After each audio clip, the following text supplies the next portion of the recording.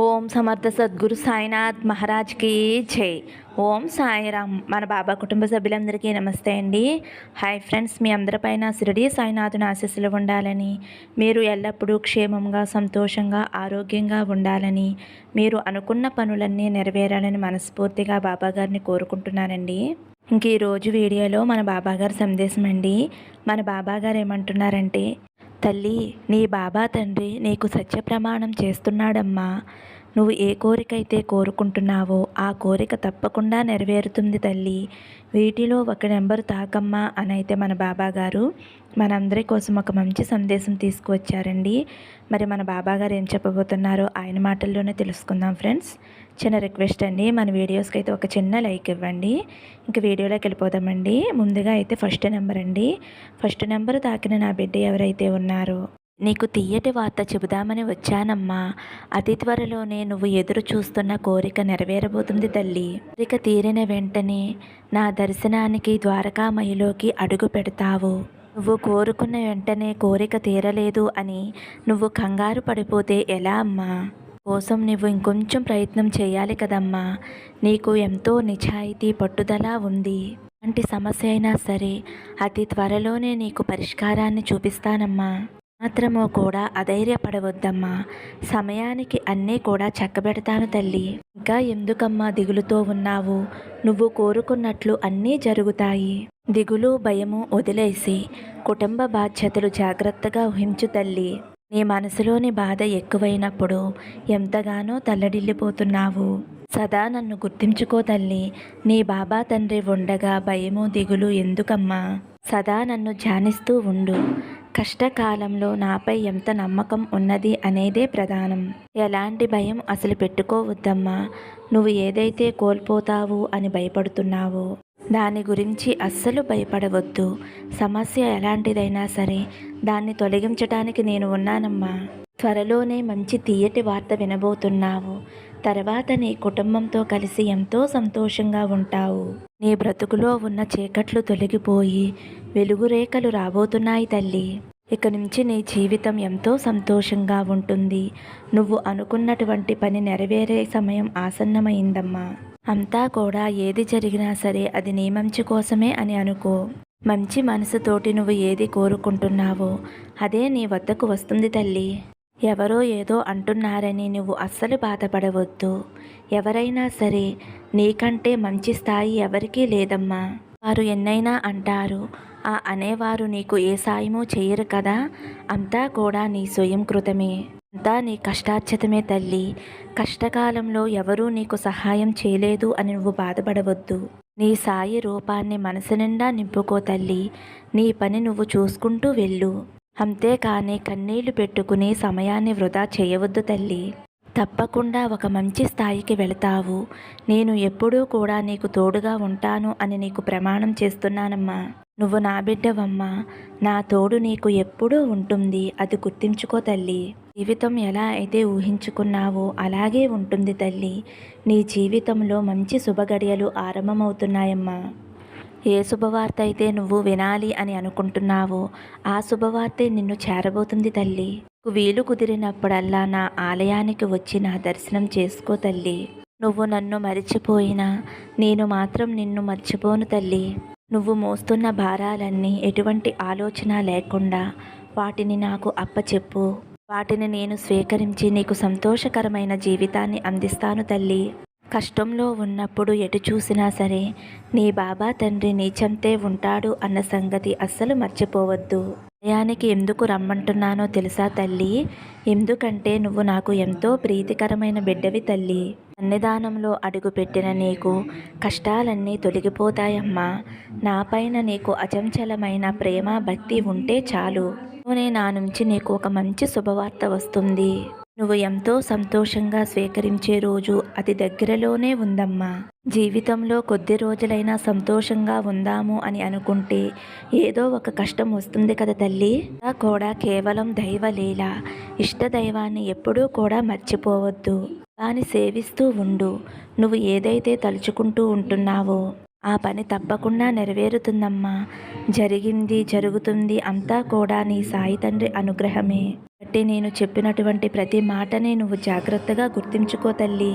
ఈ బట్ట ఏ విషయంలోనైనా సరే, ఆపద సమయంలోనైనా సరే నీకు నేను ఎల్లప్పుడూ తోడుగా ఉంటానమ్మా. నీకు ఎలాంటి లోటు లేకుండా నేను చూసుకుంటాను తల్లి. ఇది నీ తండ్రిగా నా బాధ్యత తల్లి. ఎటువంటి అనుమానం పెట్టుకోకుండా నా మీద పూర్తి నమ్మకంతో ఉండు. ఈ నమ్మకాన్ని నేను ఎప్పుడూ వమ్ము చేయను. నిరంతరం నిన్ను కంటికి రెప్పలా కాపాడుకుంటున్నాను తల్లి. ఈ విషయం నీకు తెలుసో తెలియదో కానీ చెప్పటం నా బాధ్యత తల్లి. నువ్వు ఎంత ప్రయత్నిస్తున్నా కూడా నువ్వు చేసే పనిలో విజయం పొందలేకపోతున్నాను అని బాధపడుతున్నావు కదమ్మా. నువ్వు చేసేటటువంటి పనిలో ఎంత శ్రమిస్తావో, ఎంత దృష్టి పెడతావో అదే ముఖ్యం తల్లి. నువ్వు చేసేటటువంటి పనిలో ఊహించని ఫలితాలను త్వరలోనే చూస్తావు. అనవసరమైన ఆలోచనలు వదిలేసి నా కథలను శ్రద్ధగా విను తల్లి. నిరంతరం నువ్వు చేయవలసింది ఒకటి ఉంది, అదే సాయి ధ్యానం. దాని ద్వారా నీకు సకలం చేకూరుతాయి తల్లి. అలాగే అదృష్టం కలుగుతుంది, ఆనందం సంతోషం వస్తుంది. సాయి ధ్యానం వల్ల సర్వం చక్కబడుతుంది. సమాజానికి మేలు కలిగే ఏదైనా ఒక పని చేశావు అంటే ఆ పుణ్యం ఎక్కడికి పోదు తల్లి. అది 1000 రెట్లై తిరిగి నీ వద్దకే వస్తుందమ్మా. నీకు ఉన్న దానిలోనే లేని వారికి అన్నదానం చేయి తల్లి. అలాగే నీకు ఉన్న సందేహాలన్నీ విడిచిపెట్టి నన్ను పూర్తిగా నమ్ము. తప్పకుండా నీకు విజయ ప్రాప్తి కలుగుతుంది. ధైర్యంగా ఉండు తల్లి. బాబా ఉండగా నీకు దిగులు భయము ఎందుకు తల్లి అని అయితే మన బాబా గారు మొదటి నెంబర్ తాకిన వారి గురించి అయితే ఇలా చెప్తున్నారండి. ఇప్పుడు 2వ నెంబర్ తాకిన నా బిడ్డ ఎవరైతే ఉన్నారో, తల్లి నిన్ను అందరూ అవమానిస్తున్నారని, అపనిందలు వేస్తున్నారు అని నువ్వు ఎంతో బాధపడుతున్నావు కదమ్మా.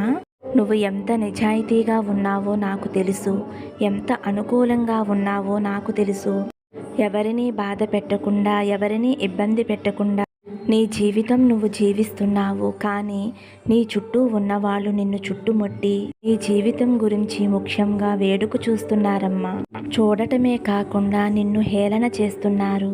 దెబ్బ కొడితే ఓర్చుకుంటావు, కానీ నిన్ను మాటలతో తోటాలలా పొడుస్తున్నారు. నిన్ను చితక్కొట్టే ఆయుధంగా వాళ్ళ నాలిక పనిచేస్తుంది కదా తల్లి. నిప్పులాగా మాట్లాడే వారి మాటలకు ఆ వేడికి నువ్వు తట్టుకోలేకపోతున్నావు కదమ్మా. ఎంత ధైర్యంగా ఉందాము అని అనుకున్నా సరే కొన్నిసార్లు కన్నీరు నీకు కంపల్సరీ అవుతుంది తల్లి. అందరిలా నేను కూడా సంతోషంగా ఉండాలి అని కోరుకుంటూ ఉంటావు. కానీ కొంతమంది కలిగించే బాధ, కష్టం నిన్ను మార్చేస్తుంది తల్లి. నిన్ను నీ ప్రేమని విమర్శించినప్పుడు, నీ జీవితాన్ని చిన్నచూపు చూస్తూ ఉంటే నువ్వు పడే వేదన వల్ల నీ శక్తిని కోల్పోతున్నావు తల్లి. అప్పుడు కూడా నీ కోపాన్ని కన్నీటి రూపంలో బయటికి వస్తుంది. కానీ ఇతరులని నువ్వు ఏమీ అనవు. మనసారా కోపం అనేది తెచ్చుకోవు కదా తల్లి. నీ గురించి నువ్వు తలుచుకుంటూ బాధపడుతూ ఉంటున్నావు. ఎవరికైనా సరే నా బాధ చెప్పుకుంటే బాగుండు అని అనుకుంటున్నావు. నీ బాధని ఎవరికీ చెప్పుకోవలసిన అవసరం లేదు తల్లి. నీ కన్నీటికి కారణమైన ప్రతి ఒక్కరిని కూడా వారికి సరైన శిక్ష వేసి గుణపాఠం చెబుతాను. నేను చెప్పే గుణపాఠం వలన వారు చేసిన తప్పు వారు తెలుసుకుంటారు తల్లి. జీవితం యొక్క అర్థం, నా అన్న వాళ్ళ యొక్క ముఖ్యత్వం వారికి తెలిసేలా చేస్తాను. ఎటువంటి ఆలోచనలు పెట్టకుండా ధైర్యంగా సంతోషంగా ఉండు తల్లి అని అయితే మన బాబా గారు 2వ నెంబర్ తాకిన వారి గురించి ఇలా చెప్తున్నారండి. ఇప్పుడు 3వ నెంబర్ అండి. 3వ నెంబర్ తాకిన నా బిడ్డ ఎవరైతే ఉన్నారో, తల్లి నీ కోసం ఆశపడ్డ ఒక విషయం రేపు తీరబోతుంది తల్లి. కానీ నీ మనసులో ఏమనుకుంటున్నావో చెప్పనా తల్లి? నాకు ఏమీ జరగదు, నేను దురదృష్టవంతురాలిని, నా జీవితంలో ఇప్పటి వరకు అన్నీ కష్టాలే, నా మనసంతా దిగులే అని నువ్వు వ్యతిరేకంగా ఆలోచిస్తూ ఉన్నావమ్మా. అలా ఎందుకు అనుకుంటున్నావమ్మా? నేను మంచిదానిని కాను, ఏదో జన్మలో ఏదో పాపం చేశాను, అందుకే నాకు ఈ బాధలు అని అనుకుంటున్నావు. బాధపడవద్దు తల్లి. ఎవరికీ కూడా చిన్న అపకారం కూడా చేయవు. అలాంటప్పుడు ఎందుకమ్మా అలా అనుకుంటున్నావు? నువ్వు నా బిడ్డవు తల్లి. నేను నీ కోసం ఏదైనా చెయ్యాలి అని నేను నీ ముందుకు వచ్చానమ్మా. నువ్వు నీ కష్టాలను తలుచుకుని అదే నీ జీవితంలో పెద్ద సమస్య అని ఎంతో బాధపడిపోతున్నావు. ఏదైతే నువ్వు అనుకుంటావో అవే జరుగుతాయి. కాబట్టి ఇవన్నీ కాదు, నాకు నా బాబా ఉన్నారు, నా బాబా నా కోసం అన్నీ చేస్తారు అని ఆలోచించి వ్యతిరేక ఆలోచనలన్నీ కూడా ఒక మూటలా కట్టి విసిరిపాడేసి నా మీద నమ్మకం ఉంచు. నీ గెలుపు కోసం ఏమి చెయ్యాలో అది చెయ్యి. అప్పుడే నీ జీవితం ఒక మంచి దారిలో పడుతుంది. ఇంకొక విషయం, అది గురువైనా, స్నేహితులైనా, తల్లిదండ్రులైనా, బంధువులైనా, ఎవరైనా సరే వాటి గురించి వీటి గురించి వాళ్ళ దగ్గర వాదించకు. ఎవరితోనూ వివాదం వాగ్వాదం వద్దు. అది ఒక తప్పుగా అవుతుంది. ఒకటి తప్పుగా అన్నా అయిపోతుంది, లేదంటే చెడుగా అయిపోతావు. ఏదైనా సమస్య రావచ్చు. అవును తల్లి, స్నేహితులతో, బంధువులతో, తల్లిదండ్రులతో, గురువులతో, ఎవరితోనైనా సరే చాలా తక్కువగా మాట్లాడు తల్లి. వాగ్వాదము అనేది వద్దు తల్లి. వాదన అస్సలు వద్దమ్మా. అలా అని చెప్పి వాళ్ళ ముందు నిన్ను తలదించుకుని కిందకు చూడు అని చెప్పటం లేదు తల్లి. కొంచెం దూరంగా ఉండు. ముందు జాగ్రత్తతో ఉండు. ఎటువంటి సమస్య రాకుండా జాగ్రత్త పడు. ఏదైనా ఒక సమస్య వచ్చినప్పుడు ఏమి చెయ్యాలి? కొంచెం ఆలోచించు. కొద్దిగా మౌనంగా, ఓపికగా ఉండాలి. అవతల వారు నీ గురించి ఏమి మాట్లాడుతున్నారో తెలుసుకుని అప్పుడు మాట్లాడు. నిన్ను ఇష్టపడి నీ మంచి కోరేవారి గురించి ఏమైనా మాట్లాడవచ్చు. కొందరు నీ గురించి నీ ముందు మంచిగా మాట్లాడుతూనే నీ వెనకాల ఏదేదో మాట్లాడుతూ ఉంటారు. వారు ఎవరో తెలుసుకో తల్లి.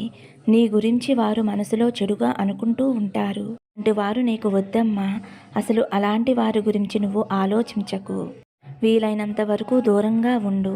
శాశ్వతంగా దూరంగా ఉండటం ఇంకా మంచిది. నిన్ను వద్దు అనుకున్నవారు నీకు కూడా వద్దు. నువ్వు కావాలి అని అనుకుని నీకు దూరంగా ఉండలేని వారికి నువ్వు అస్సలు దూరంగా ఉండవద్దు తల్లి. మంచి చేసేవారికి మంచి చేయడం సహజం. కానీ ఎవరైనా చెడు తలపెట్టినా వారి మంచి కోరికని, వారి మంచి జరగాలి అని అనుకునేవారు అద్భుతం. అంటే అద్భుతమైన మనసు నా బిడ్డవైన నీకు ఉండాలి తల్లి. నీకు చెడు చేసిన వారికి చెడు చేసే సందర్భం దొరికినా కూడా వాళ్ళని నా బాబా చూసుకుంటారులే అని వదిలేస్తావు. అలాంటి మంచి గుణం, మంచి మనసు నీకుంది తల్లి. అందుకే నా ఆశీర్వాదం నీకు దొరికింది. కనుక నువ్వు కోరిన కోరికలన్నీ నీ దగ్గరికి చేరవేరుస్తానమ్మా. ఏదైనా గొడవతో సాధించేదానికంటే మౌనంగా, సహనంగా ఉండి సాధించటమే గొప్ప. ఆ ఓపికతోనే కష్టకాలమంతా దాటేసి సంతోషకాలంలోకి అడుగు పెట్టేశావు తల్లి. గెలుపు నీ సొంతం అవుతుందమ్మా.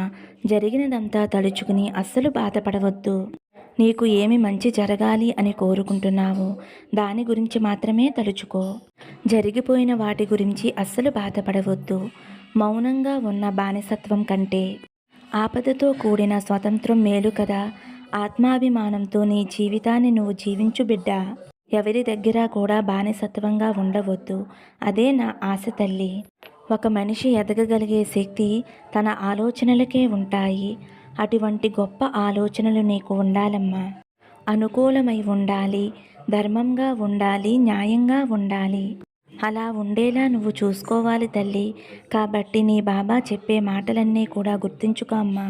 నేను ఎల్లవేళలా నీకు తోడుగా నీడగా ఉంటాను. నీ సాయి తండ్రి నీతో ఉండగా భయమెందుకు తల్లి. ఆనందంగా సంతోషంగా ఉండు తల్లి అని అయితే మన బాబాగారు 3వ నెంబర్ తాకిన వారి గురించి ఇలా చెప్తున్నారండి. ఫ్రెండ్స్, మన బాబాగారు అయితే మంచి సందేశం అందించారు కదండి. మరి ఈ సందేశం మీ అందరికీ కూడా నచ్చింది అనుకుంటున్నాను ఫ్రెండ్స్. నచ్చితే ఒక చిన్న లైక్ ఇవ్వండి. అలాగే ఫస్ట్ టైం చూసేవారైతే మన బాబా భక్తి ఛానల్ తప్పకుండా సబ్స్క్రైబ్ చేసుకుని సపోర్ట్ చేయండి. సర్వే జన సుఖినో భవంతు. సమస్తం సద్గురు సాయినాథార్పణమస్తు. శుభం భవతు. జై సాయిరామ్.